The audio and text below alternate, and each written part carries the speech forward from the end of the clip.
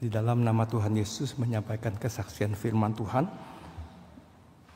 Saudara yang kekasih, pada beberapa saat ini, pada doa pagi, kita telah memasuki pembacaan firman Tuhan, yaitu di dalam kitab Tawarik, pasal yang 2 Tawarik ya, pasal yang ke-10, 11 dan selanjutnya, seterusnya. Dan di sana menceritakan bagaimana tentang kejayaan dari kerajaan Israel dan juga kemusnahan daripada kerajaan Israel.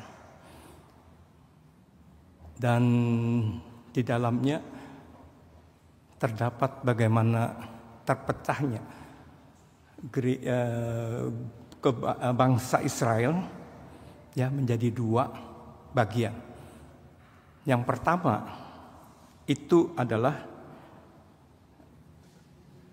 di daerah utara. Itu dikuasai oleh 10 suku. Dan pemimpinnya atau rajanya adalah Rehabiam. Ya. Rehabiam. Jadi ini sangat riskan sekali. Yang kedua itu adalah kerajaan yang di selatan. Itu hanya ada 2 suku. Ya. Jadi 2 suku itu kerajaannya adalah Yerobeam, ya. Rehabiam dan Rehoboam, ya. Yang di utara itu adalah 10 suku. Itu disebut juga sebagai kerajaan di utara, ya. Dan 2 suku itu adalah kerajaan dari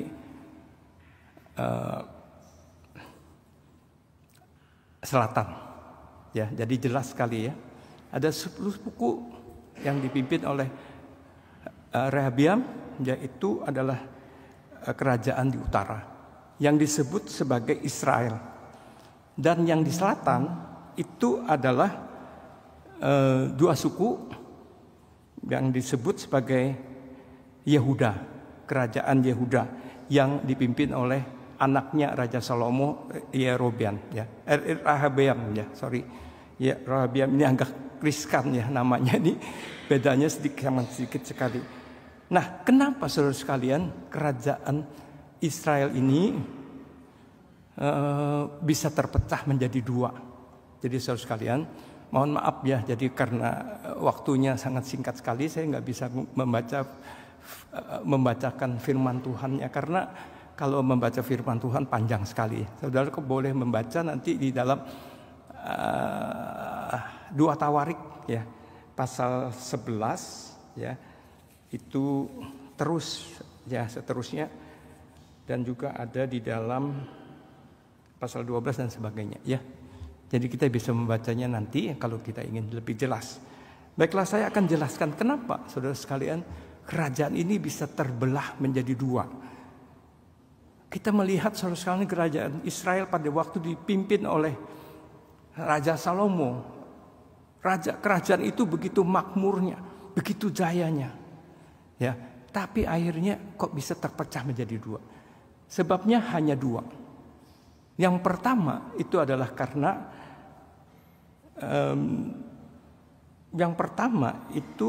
karena Raja Salomo tidak setia kepada Tuhan. Kita tahu bahwa Raja Salomo setelah dia mendapatkan kekuasaan, dia diberkati oleh Tuhan, kerajaannya begitu makmur pada saat itu. Baik itu budaya, baik itu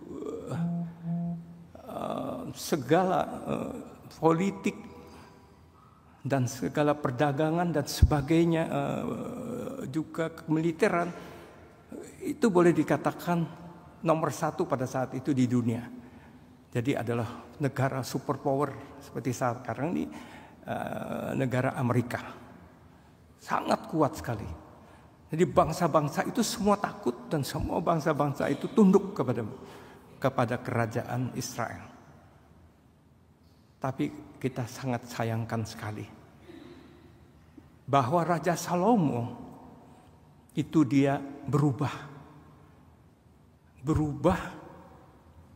pikirannya. Yang tadinya dia taat kepada Tuhan, Tuhan 2 kali menampakkan diri kepadanya. Tuhan memberikan janji kepadanya, apa yang kau minta, saya sudah berkenan kepada engkau. Tapi sangat disayangkan sekali bahwa Raja Salomo dia telah melakukan satu kekeliruan. Cukup kita bayangkan, saudara. Dia mempunyai 700 gundik, 300 istri, 700 gundik. Jadi boleh dikatakan 1000. Bagaimana saudara sekalian kalau pada hari ini kita mempunyai satu keluarga yang begitu besarnya? Sudah barang tentu dia tidak mempunyai satu kesempatan untuk bisa memimpin kerajaannya dengan baik. Satu hal lagi juga saudara sekalian, bahwa istri-istrinya ini sudah membelot, membawa dia untuk menyembah kepada berhala, untuk menyimpang daripada firman-firman Tuhan. Inilah saudara sekalian menjadi peringatan bagi kita pada hari ini. Kalau hari ini hati kita itu hanya ada di duniawi, saya ingin makmur, saya ingin satu usaha yang besar. Apakah itu baik saudara sekalian? Dari mata orang dunia memang baik, tapi bagi kita belum tentu saudara sekalian, bagi kerohanian kita. Mungkin juga akan membuat hati kita terpecah saudara sekalian. Kita tidak lagi menyintai kepada Allah kita. Kita sudah terbawa untuk mencintai kepada dunia ini. Jadi pada hari ini saudara sekalian, sangat hati-hati.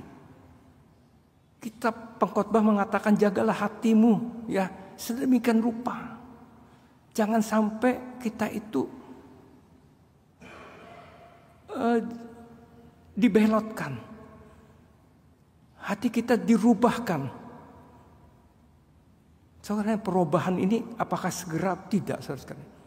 Perubahan itu adalah setapak demi setapak. Marilah saudara sekalian kita menelaah diri kita pada saat sekarang ini. Apakah kita mencintai dunia ini? Firman Tuhan 1 Yohanes mengatakan kalau kita mencintai dunia ini, maka hati kita tidak ada mencintai Allah. Itu nonsens, saudara. Itulah pengajaran bagi kita pada saat sekarang ini mengenai Raja Salomo. Sangat ironis sekali. Saya sendiri membaca gimana ya. Bolak-balik saya baca. Kenapa bisa demikian? Oh, dunia telah membawa dia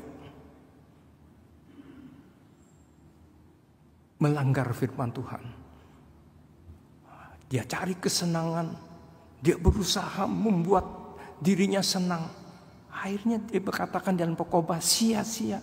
Tidak apa-apa. Apa yang dia kejar? Duniawi. Apa yang kejar? Kesenangan, kemakmuran, kejayaan bagi dirinya. Hari ini saudara, mari kita mau menintrospeksi diri kita. Ya. Telitilah. Karena kalau kita sudah imek kita sudah ke duniawi ini saudara sekalian, maka kita sudah sangat susah sekali. Kita sudah terbelok hati kita. Gak apa-apa. Firman Tuhan itu kita langgar terus. Kita tidak lagi bisa hidup di dalam koridor ketentuan Tuhan atau firman Tuhan. Itu yang pertama saudara sekalian. Yang kedua saudara sekalian,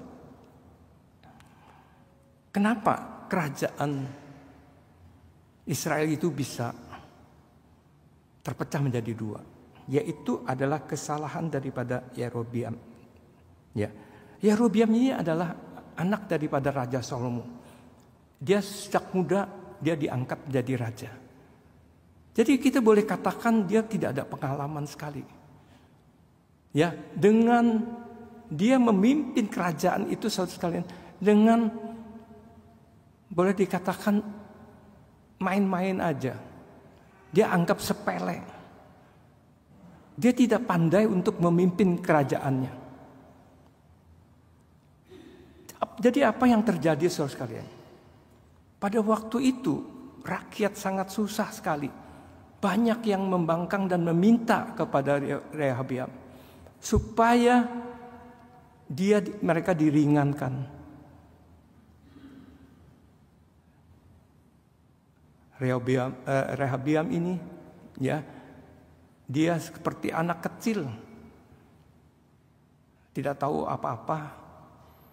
Nah, sehingga dia berunding bukan dengan yang tua-tua, tapi berunding dengan teman sebayanya. Coba bayangkan, saudara, anak-anak muda, anak-anak kecil, mana bisa memimpin negara. Nah, inilah saudara sekalian. Kalau hari ini gereja dipimpin oleh orang-orang yang tidak punya pikiran, ya, cincai-cincai, hati-hati saudara sekalian, gereja tidak akan bisa maju. Gereja tidak bisa berjalan dengan baik. Rehabiam, anaknya Raja Salomo ini, saudara sekalian, sangat tidak becus sekali, ya, sangat tidak punya hikmat sekali. Dia malah menentang kepada jadi dia menentang kepada orang-orang tua itu.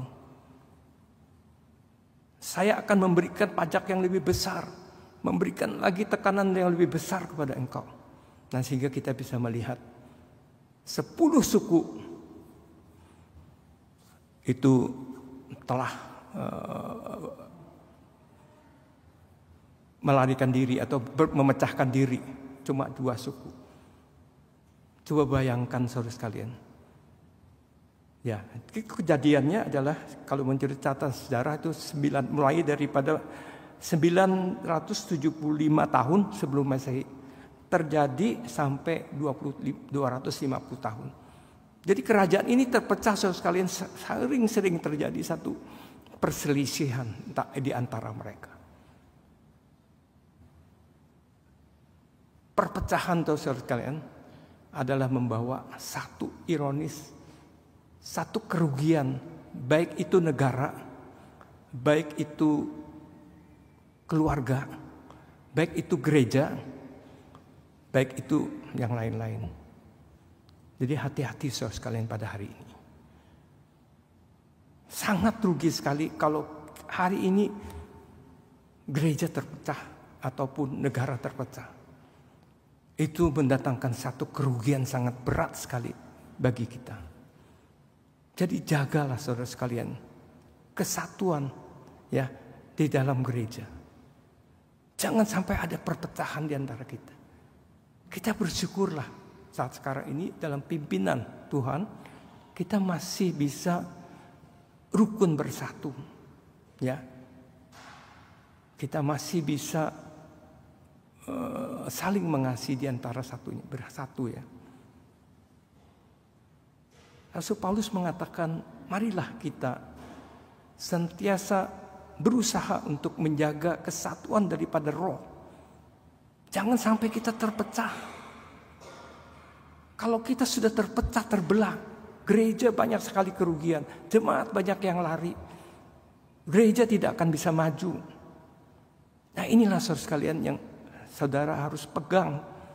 Mungkin pada saat sekarang ini kita enggak, tapi bagi pemimpin-pemimpin yang akan datang, marilah kita memikirkan. Yang kita pentingkan adalah kesatuan. Bukanlah pribadi, bukanlah yang lain-lain. Kesatuan itu sangat penting sekali. Gereja kita pada tahun awal pertama kali didirikan juga pernah terjadi satu perpecahan. Yaitu Gereja Yesus Sejati bagian utara dan bagian selatan. Itu saudara sekalian bertikai, mungkin juga itu adalah karena selisih paham di dalam kebenaran. Mereka terpecah menjadi 2. Tapi untung sekali saudara sekalian. Bersyukur kepada Tuhan. Tuhan menjaga, melindungi. Sehingga gereja kita tidak terjadi satu gangguan yang terlalu besar. Sehingga gereja boleh berjalan dengan baik. Dan hari ini gereja kita masih tetap bisa berjalan sampai 100 tahun lebih. Ini adalah anugerah Tuhan, penjagaan Tuhan, perlindungan Tuhan. Jadi saudara sekalian, pada hari ini sekali lagi marilah kita mau berhati-hati ya di dalam baik kita sebagai jemaat,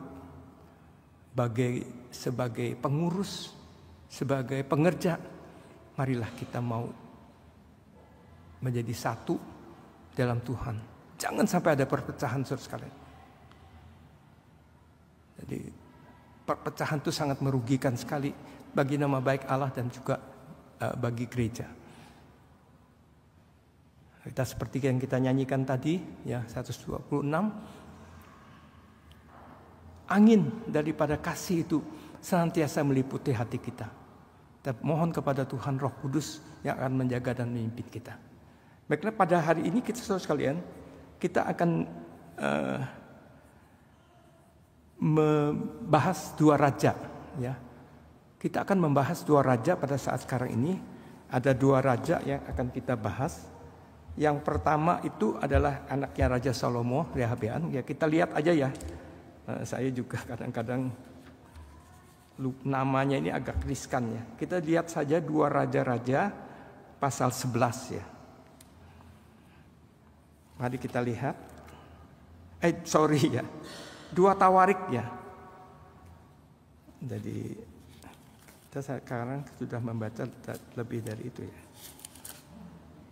2 Raja-Raja pasal 11 ya.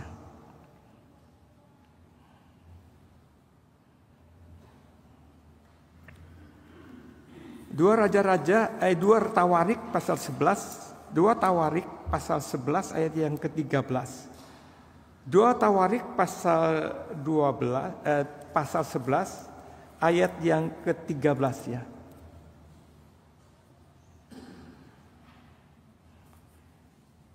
Sebelumnya saya akan memberitahukan kepada saudara sekalian, ya itu kita tarik maju sedikit ya.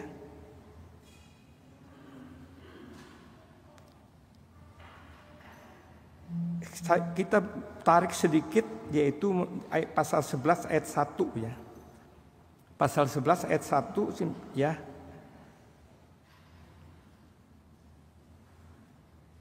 Ayat 19, demikianlah mulanya orang Israel memberontak terhadap keluarga Daud sampai hari ini.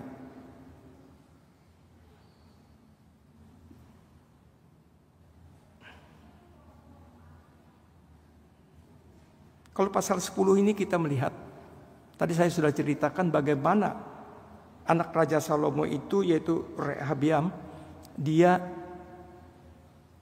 sangat bodoh sekali. Dia melakukan satu kesalahan yang fatal.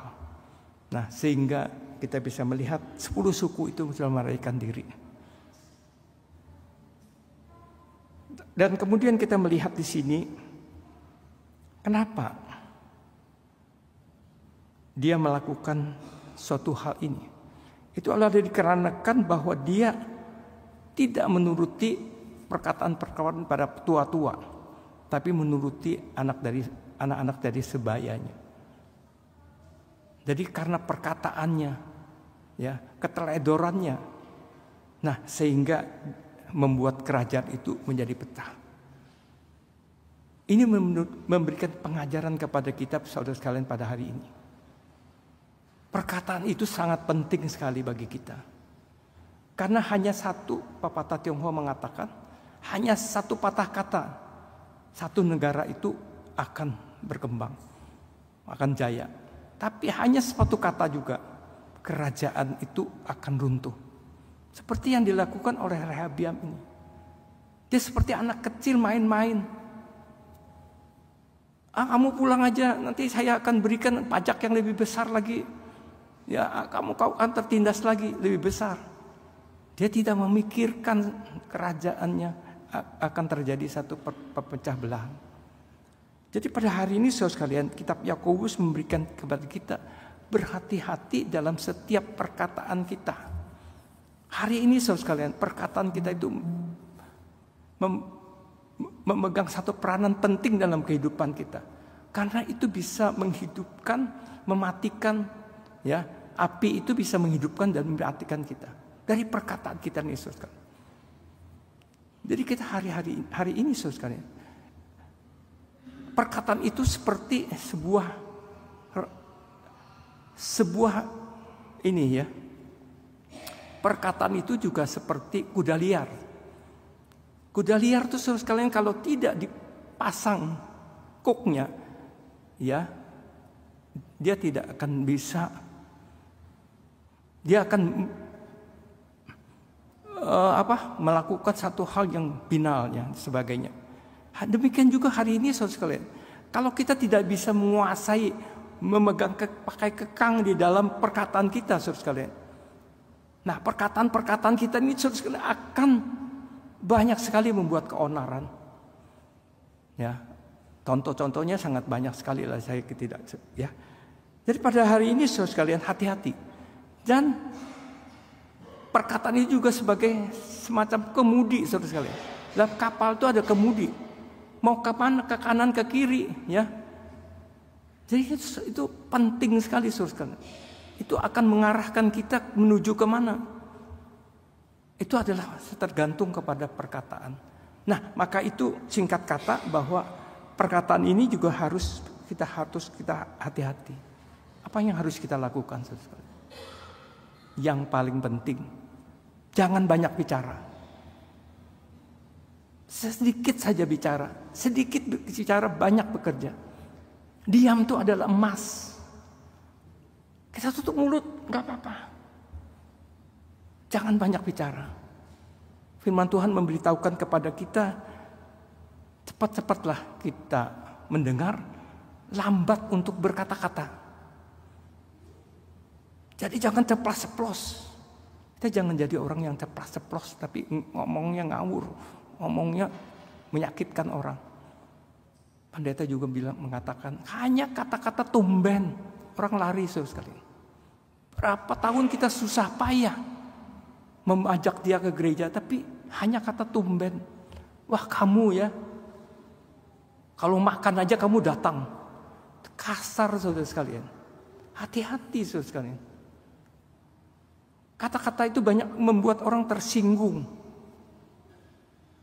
Wah kalau ada makan-makan kamu datang. Benarnya dia bukan demikian saudara sekalian. 20 tahun dia tidak ke gereja, mungkin seumur hidup dia nggak ke gereja lagi. Hanya satu patah kata. Ya, jadi pada hari ini marilah kita juga berhati-hati ya di dalam perkataan kita ya.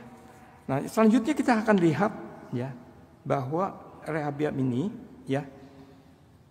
Rehabiam dia kalau kita lihat pasal 11, setelah terpecah belah dia baru sadar, waduh, negara saya hancur ya. Orang lain sudah lari, 10 suku lagi, saya tinggal 2 lagi. Jadi apa yang dia lakukan? Dia melakukan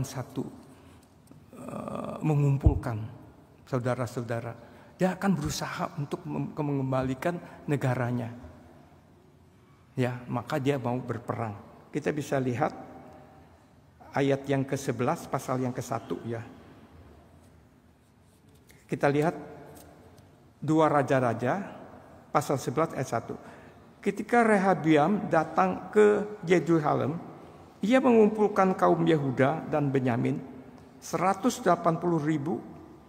taruna yang sanggup berperang untuk memerangi orang Israel dengan maksud mengembalikan kerajaan itu kepadanya.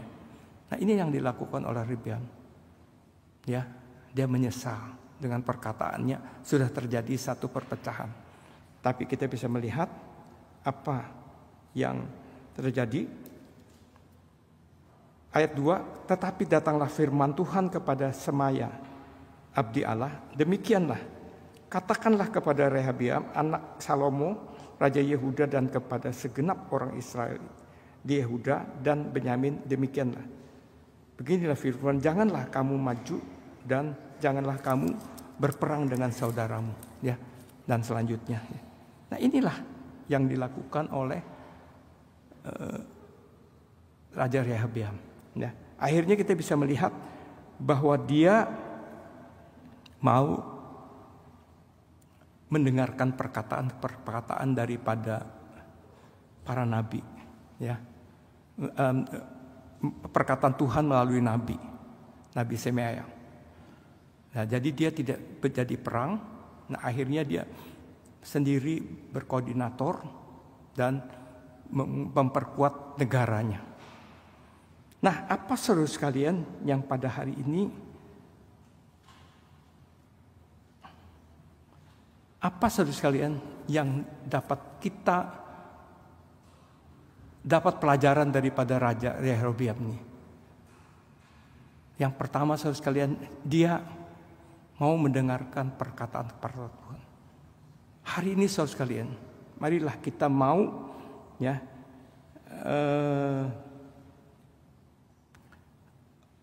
memegang, ya, koridor daripada kebenaran Tuhan. Tuhan telah memfirmankan kepada kita bagaimana untuk membangun gereja, bagaimana untuk mengurus gereja. Maka kita harus pegang teguh-teguh, ya, semua apa yang diajarkan. Jangan sampai menyimpang. Gereja tidak boleh menyimpang dari koridor kebenaran Tuhan. Kebenaran Tuhan itu sudah tetap, tidak boleh dirubah lagi.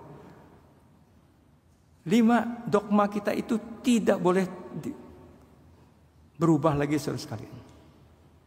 Kalau 5 dogma itu berubah, saudara sekalian, itu berarti kita sudah lepas daripada ajaran Tuhan. Jadi kalau pada saat sekarang ini ada angin-angin yang berhembus, tidak perlu mohon Roh Kudus, karena sulit, saudara, mohon Roh Kudus itu. Ada yang 10 tahun, 20 tahun gak dapat Roh Kudus, maka dia curiga apa benar ada Roh Kudus. Maka dia mengatakan, tidak perlu, kamu lakukan aja, ya, kebaikan, kasih. Itu sudah ada kasih kok, sudah ada Roh Kudus kok pada waktu dibaptis. Ini sudah ada di dalam gereja kita, timbul angin yang demikian. Hati-hati saudara sekalian, ya. Jadi pada hari ini saudara sekalian, kita harus menuruti, ya, apa yang disampaikan Tuhan melalui firman Tuhan. Ya. Nah, Raja Rehabeam dia mau menuruti. Nah, sehingga negaranya bisa maju. Hari ini saudara sekalian, kalau gereja tetap di dalam koridor, ya, tidak berubah, maka saudara gereja akan diberkati oleh Tuhan. Tuhan akan menyertai, ya, di dalam segala tindak tanduk kita. Tuhan akan membuat gereja kita maju. Hati-hati saudara sekalian. Jadi jangan kita menentang. Jadi Rasul Paulus mengatakan, jangan kita menentang kepada kehendak Tuhan atau peraturan Tuhan atau firman Tuhan. Kita harus menuruti segala firman Tuhan. Jangan sampai kita bisa berubah, ya, dan berseteru dengan kebenaran. Ataupun juga saat sekarang ini kita ingin gereja maju, kita menurut pandangan kita, pikiran kita, rubah sedikit. Ngapain sih harus dibaptis? Jauh-jauh di gereja aja, ya. Saudara sekalian, pada zaman kira-kira 100 tahun sampai 200 tahun sekalian, gereja sudah berubah. Baptisan itu sekalian sudah terserah aja. Kalau ada air hidup pakai air hidup. Kalau air dingin, air dingin ya pakai aja air hangat. Kalau perlu cuma percik-percik aja. Nah, itulah saudara sekalian. Jangan kita nanti, waduh, sungainya kotor, tempatnya jauh. terubah aja. Baptisan hanya di baptisan nggak usah di kolam aja. Tuh ada kolam di kanan. Sana aja, enak kah? Kasih air panas lagi. Waduh, enak lagi. Jangan saudara kalian ya. Jadi hati-hati itulah. Nah, jadi kita bisa melihat di sini bahwa hati-hati ya. Kita harus berusaha untuk menjaga ya perkataan-perkataan yang sudah Tuhan tuliskan di dalam kebenaran Tuhan. Mari kita melihat di dalam 2 Timotius ya.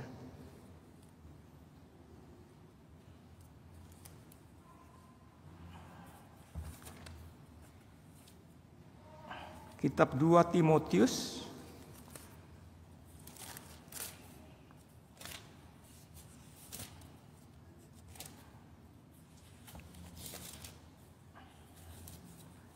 pasal 3 ayat 4 kalau ya nggak salah ya.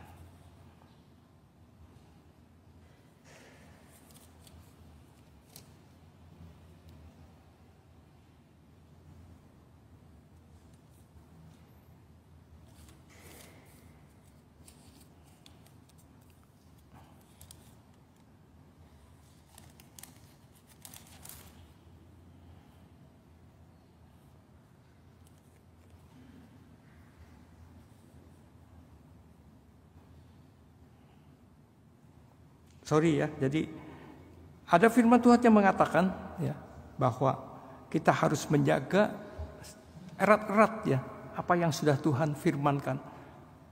Kebenaran itu sudah ada koridornya tuh. Firman Tuhan itu sudah ada ketentuannya, tidak lagi dirubah-rubah lagi. 5 dogma itu tidak bisa lagi dirubah-rubah.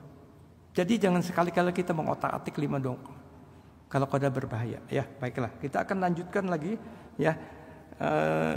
Tentang Rehabiam ini. Untungnya pada saat itu saudara sekalian, Rehabiam tadi kan Yerobiam ini saudara sekalian adalah raja yang sangat bobrok sekali.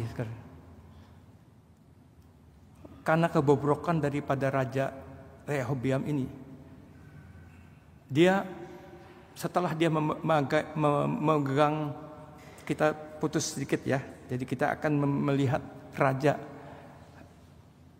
Yerobiam. Raja Yerobiam ini sebenarnya dia adalah anak daripada seorang janda. Kita bisa melihat dia adalah anak daripada seorang janda Efraim ya. Anak janda seorang Efraim ya. Dia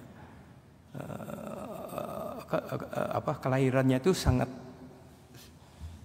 miskin sekali ya. Tapi dia punya kekuatan. Dia pandai pinter ya. Tapi pada saat itu dia tidak dipakai oleh Raja Salomo.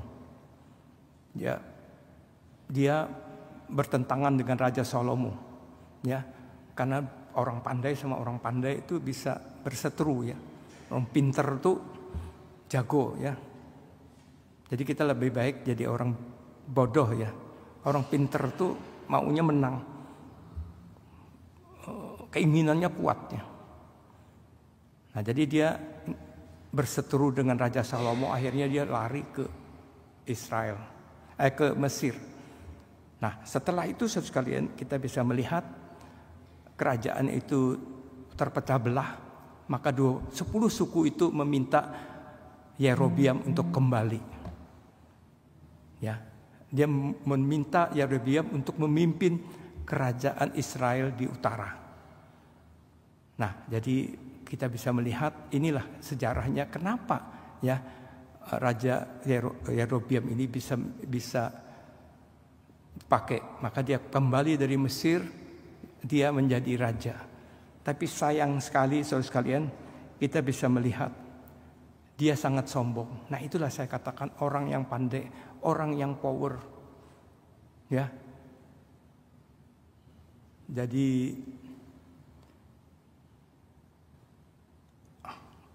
sangat itu sekali, sombong sekali dia, sombong meremehkan orang lain, meremehkan sekali firman Tuhan. Jadi ada moto saudara sekalian di sekolah teologi di Taiwan, kita memerlukan 10 orang yang bodoh. Kita tidak memerlukan orang yang pandai, satu orang pun tidak perlu. Kita memerlukan orang yang bodoh, 10 orang, daripada satu orang yang pandai. Itulah saudara sekalian hari ini. Karena biasanya kalau orang pandai ini itu sifatnya kukwai lah kita bilangnya. Ya, karena dia merasakan bahwa dirinya sangat perkasa sekali. Nah, jadi saudara sekalian kita bisa melihat apa yang dia lakukan. Tuhan sudah mengatakan 10 suku akan diberikan kepadamu. Jagalah benar-benar. Tapi Raja Yerobeam ini dia tidak percaya dengan perkataan Tuhan. Ya, dia pun juga tidak mau menuruti perintah Tuhan. Sewenang-wenang dalam melakukan pekerjaan Tuhan. Nah, itulah sekalian yang harus kita bisa lihat. Dia mendirikan satu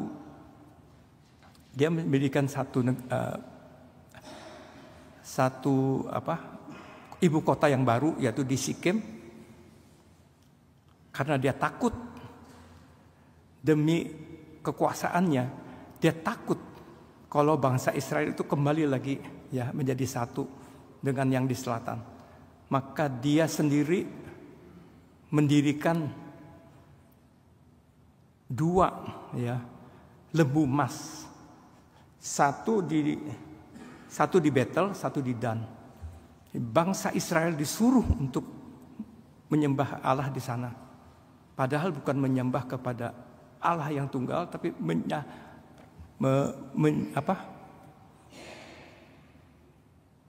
menyembah kepada bangsa Israel, menyembah kepada lembu sapi.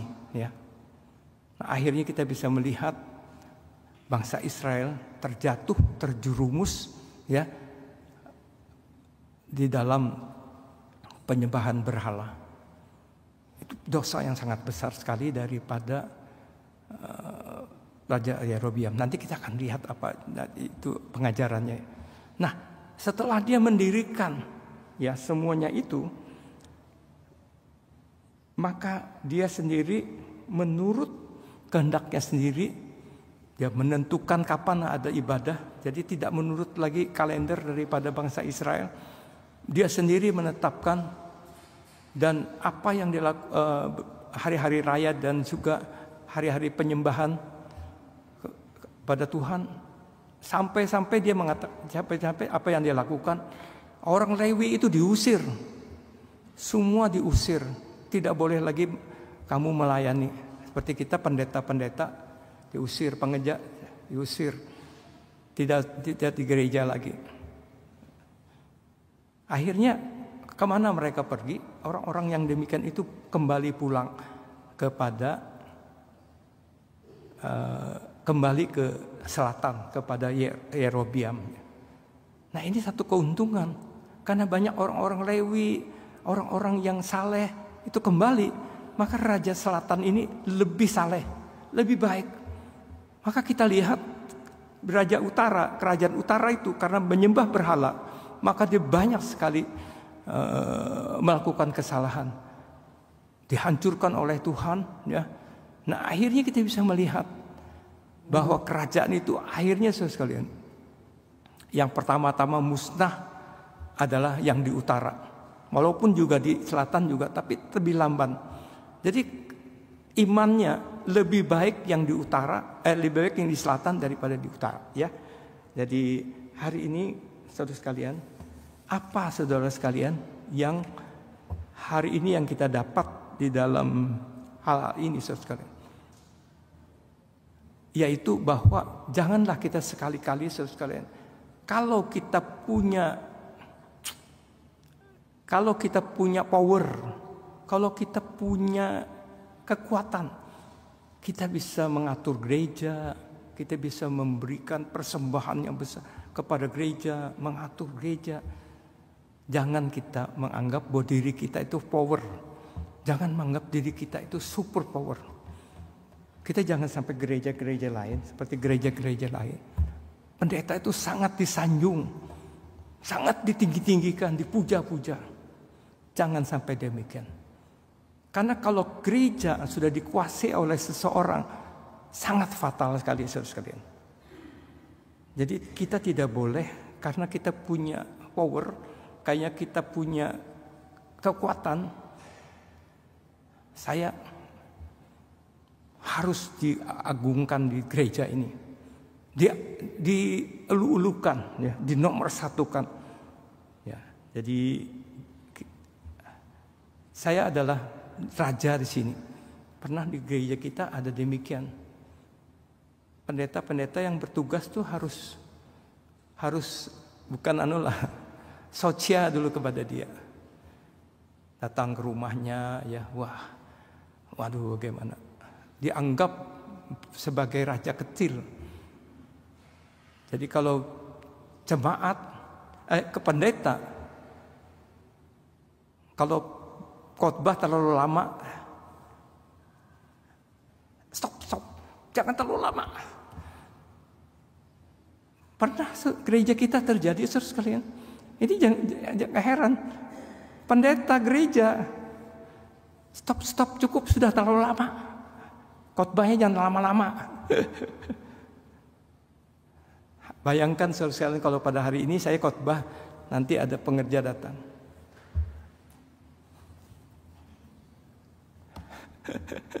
Kacau nggak saudara sekalian? Ya, hati-hati saudara sekalian. Jangan sampai bisa terjadi demikian. Jangan dielu-elukan jadi kita. Ini bisa terjadi saudara sekalian. Dia terlalu power, dia merasakan dirinya nih terlalu berwibawa. Hati-hati saudara. Nah, ini ada satu kesaksian, mungkin saudara sudah melihat ya. Kesaksian ini adalah seorang pengerja, seorang diaken yang tua, tapi sudah dikatakan sudah sudah bego ya. Sudah bego, sudah cetai itu artinya apa itu? Dia pokoknya sudah keputusannya itu sudah tidak benar saudara sekalian. Ya. Jadi apa yang terjadi saudara sekalian? Diaken ini melihat ada satu gereja kecil ya, itu semua kemah doa. Dia katakan, tutup. Buat apa gereja dibuka di sana? Tutup. Enggak ada orangnya juga kok. Enggak maju-maju. Tutup aja. Apa yang saudara yang terjadi? Orang-orang di samping-sampingnya itu melihat saudara sekalian. Malaikat-malaikat ada di samping-samping daripada gereja itu. Bukan diaken ini yang melihat, bukan gereja yang melihat, tapi orang-orang yang di samping-samping itu melihat ada gereja, ada malaikat yang menjaga di sekeliling daripada kemah doa itu. Kan dia mengatakan melihat bahwa tiba-tiba malaikat itu menjadi besar, tinggi besar, menutupi gereja itu. Ditutupi. Gereja itu ditutupi saudara sekalian dengan alarnya. Ya. Jadi bukan yang melihat ini bukan jemaat, tapi adalah dari bukan jemaat ya, tapi adalah dari orang-orang di sekitarnya. Coba lihat.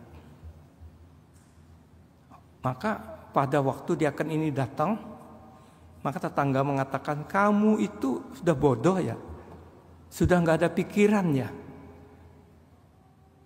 Gereja ini mau kamu tutup tuh ada malaikat yang jaga, tahu saudara sekalian. Jadi inilah saudara sekalian, hari ini kita jangan sampai karena kita punya power, punya kekuatan ya, kita anggap saya harus didulukan dalam gereja. Akhirnya keputusan itu keputusan yang salah.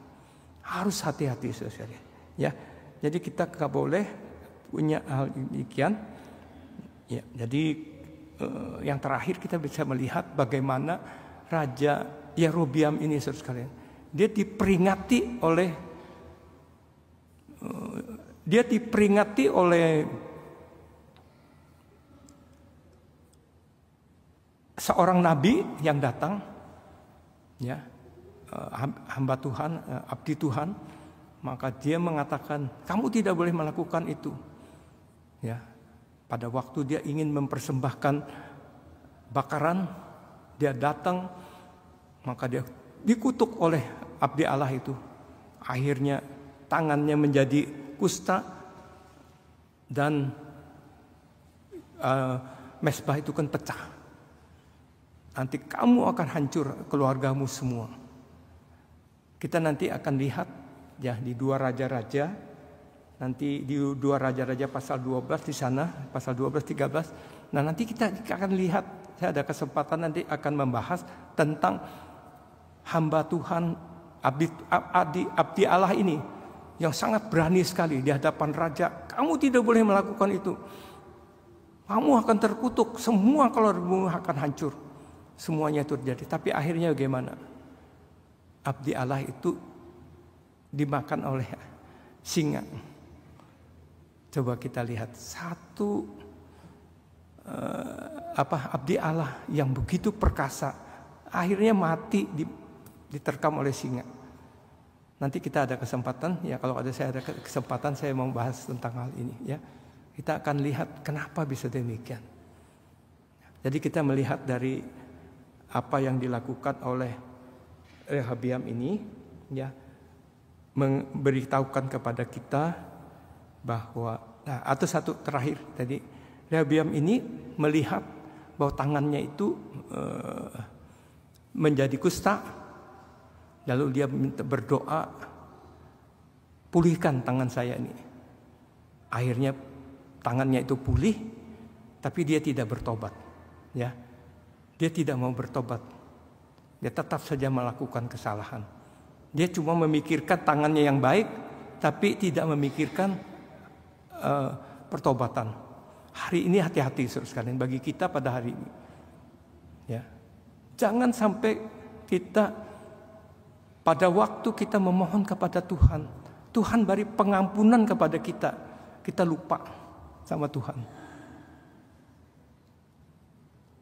Kita tidak menghiraukan Tuhan lagi, tidak berdoa lagi kepada Tuhan. Hati-hati saudara sekalian, ya. Jadi kalau Tuhan sudah memberikan kebaikan, ada seorang saudarinya, dia memohon kepada Tuhan, dia mendapatkan sakit yang berat, dia berdoa kepada Tuhan. Jadi Tuhan mendengarkan doanya, dia kesembuhan. Tapi akhirnya kenapa saudara sekalian? Dia penyakitnya itu kembali lagi, malah lebih parah lagi. Akhirnya meninggal. Kenapa bisa demikian? Itu adalah dikarenakan dia tidak memperhatikan. Ketika Tuhan memberikan kesembuhan kepada dia, dia tidak berterima kasih.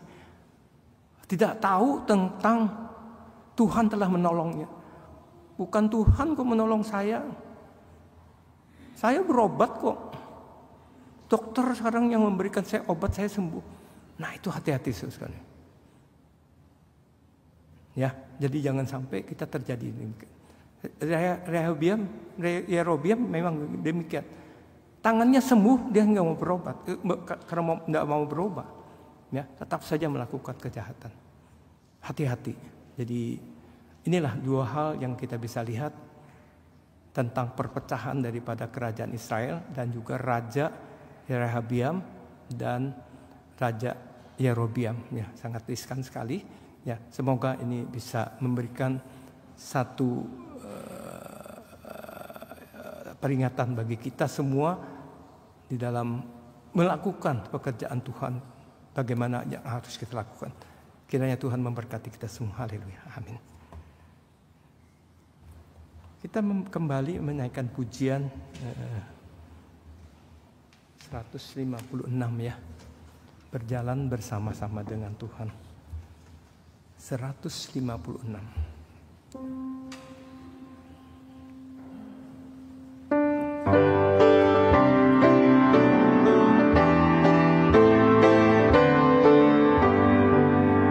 Selalu di dalam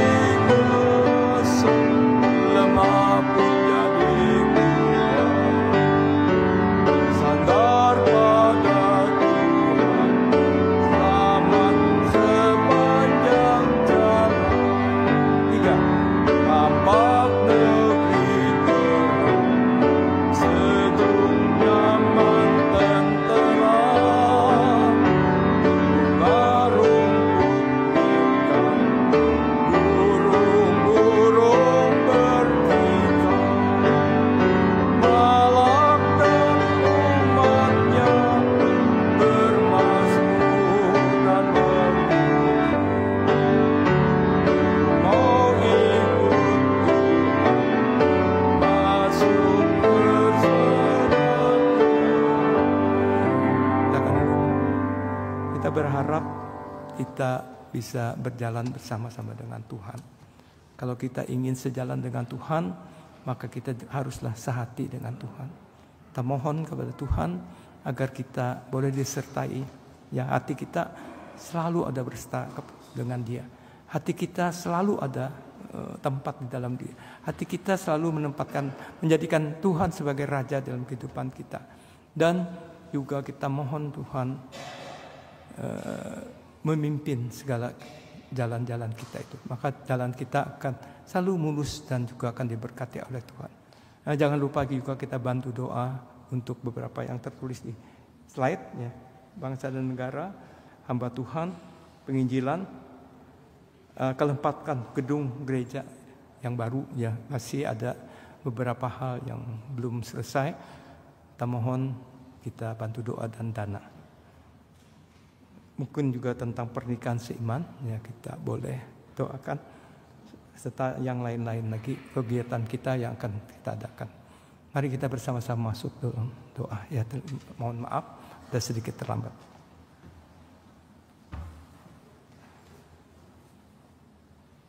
Di dalam nama Tuhan Yesus kami berdoa. Haleluya.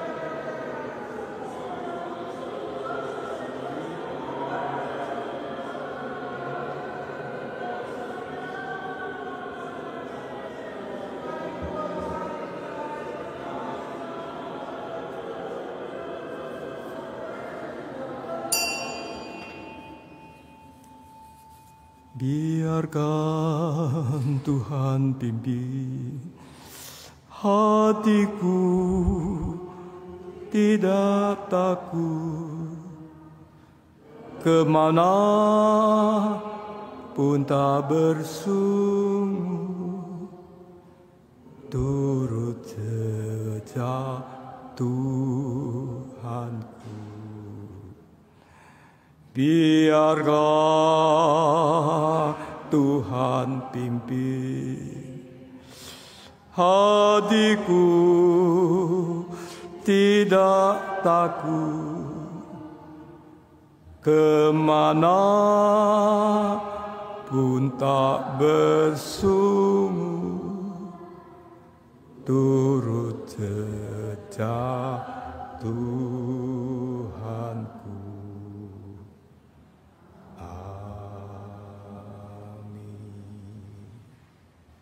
Ya, kita bersyukur, terima kasih kepada Tuhan kebaktian kita pada siang hari ini sampai di sini.